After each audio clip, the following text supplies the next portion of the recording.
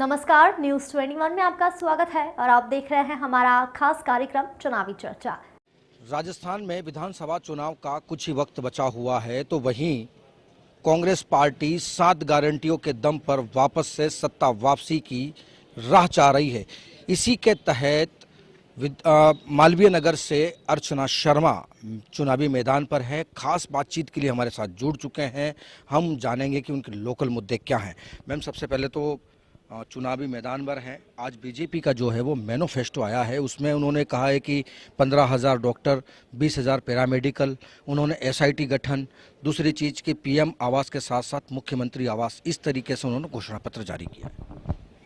देखिए, उनका घोषणा पत्र तो ऐसा लगता है कि पहले वाला ही घोषणा पत्र है। सरकारी सेवाएं देना, नौकरियां देना, ये हर सरकार का दायित्व होता है। हमने उनके कार्यकाल में की तुलना करें दुगनी तिगनी नौकरियां दी जब हम राज्य में आए।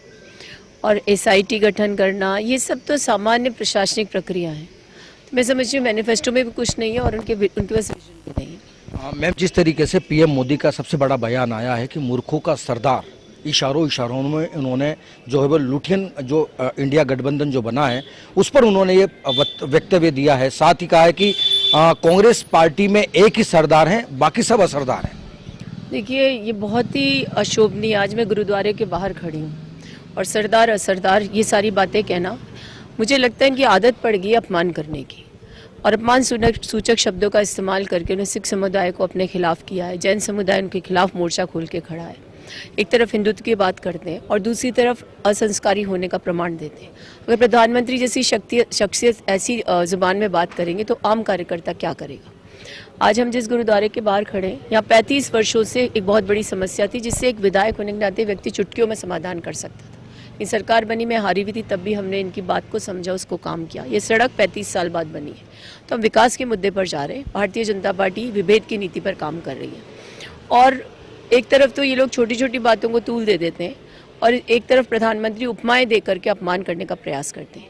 चुनाव लड़िए चुनावी मुद्दों पर, विकास के मुद्दे पर, धर्म पर, जाति पर अशोभनीय टिप्पणियां करके चुनाव लड़ना चाहेंगे तो जनता उनको दरकिनार करेगी। मैम, जिस तरीके से उदयपुर से वल्लभनगर से जो सीट सामने आई है उसमें जो उदयपुर के प्रत्याशी हैं उन्होंने गुलाबचंद कटारिया पे एक आरोप लगाया कि एक वो संवैधानिक पद पर है लेकिन वो गुपचुप तरीके से जो है वो आचार संहिता का उल्लंघन करते हुए प्रचार प्रसार कर रहे हैं। तो ये तस्वीर कैसे? देखिए, मुझे इसकी वैसे जानकारी नहीं है, लेकिन यदि प्रत्याशी ने आरोप लगाया तो निश्चित रूप से उनके पास प्रमाण होंगे। और भारतीय जनता पार्टी में आचार संहिता उल्लंघन की बहुत सारी कवायद होती है। उसको मैन्युफैक्चर करना मैंडेट को ये पूरे देश ने देखा है। अपने सत्ता में होने का दुरुपयोग वो आसानी से कर लेते हैं। लेकिन मैं आपसे कह रही हूँ कि जिन राज्यों में भी चुनाव हो रहा है वहाँ कांग्रेस की वापसी होगी और कांग्रेस इसलिए आएगी क्योंकि हमने जनता के जनादेश का मान रखा है, जनता को सौगातें दी हैं, हम गारंटी के साथ काम कर रहे हैं। हमने एमआरसी कैंप्स लगा के 10 गारंटियाँ दी, उसका जनता को लाभ मिला और अब 7 गारंटी के साथ जा रहे हैं। तो मैं निश्चित रूप से आशान्वित हूँ कि जो इनके गढ़ थे वो ढहने वाले और जनता विकास का दामन थामेगी। इंडिया अलायंस से भय लगता है इनको क्यों, और इसीलिए उन्होंने भारत इस्तेमाल करना शुरू कर दिया, लेकिन ये भूल गए इंडिया दैट इज़ भारत, ये तो हमारे संविधान में भी लिखा हुआ है। तो भ्रम फैलाना, जनता को बरगलाना, धर्म के नाम पर विभेद पैदा करना, उस नीति पर ये लोग काम करें, सफल नहीं हो। मैम, जिस तरीके से सीएम अशोक गहलोत ने आपके पक्ष में रोड शो किया तो बीजेपी ने एक आरोप लगाया कि अर्चना शर्मा वहां से हार रही है, बौखलाहट है, इसलिए सीएम खुद उनके फ्रंट पर आए हैं और अर्चना शर्मा के पक्ष में जो है वो रोड शो किया है। किसने कहा बीजेपी में ये?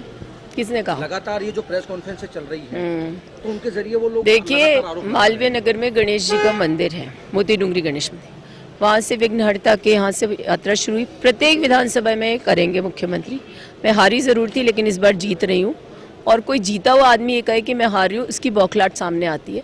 जो प्रत्याशी कदम नहीं चल सकता, जो प्रत्याशी गाड़ी में अपनी सफर तय करता हो, जिसने 35 साल में कोई काम नहीं किया हो, भ्रष्टाचार संस्थागत किया हो, अपराधीकरण को संस्थागत किया हो, जो आदमी सिर्फ 853 वोटों से जीता, उसे बड़े बोल नहीं बोलने चाहिए। मैडम, आखिरी सवाल करूंगा कि जिस तरीके से आप मैदान पर हैं, सीएम की तो योजना है ही है, लेकिन इस बार लोगों के लिए अर्चना शर्मा के लिए स्पेशल क्या गिफ्ट होगा, क्योंकि दीपावली का भी समय रहा है।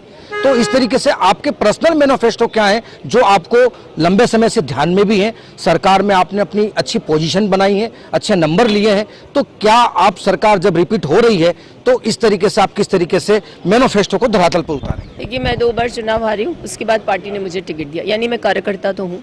जनता के बीच में रही हूँ, धरातल पर रही हूँ। मैंने सरकार के माध्यम से 1450-1500 करोड़ की योजना यहाँ पर धरातल पर उतारी है। मेरा विजन स्पष्ट है, अपराध से मुक्त मालवीय नगर, भ्रष्टाचार से मुक्त मालवीय नगर, और जिन्होंने ठेका समझ करके मालवीय नगर की जनता को दंश दिलवाया है, उनसे मुक्ति मालवीय नगर चाहता है। विकास होगा, समग्र विकास होगा, जनता के विजन के साथ विकास होगा। प्रतिवर्ष श्वेत पत्र जारी करके यदि हम जीतते हैं तो विधानसभा में हमारा कोष है, उसको भी स्पष्ट रूप से जनता के सामने रखें।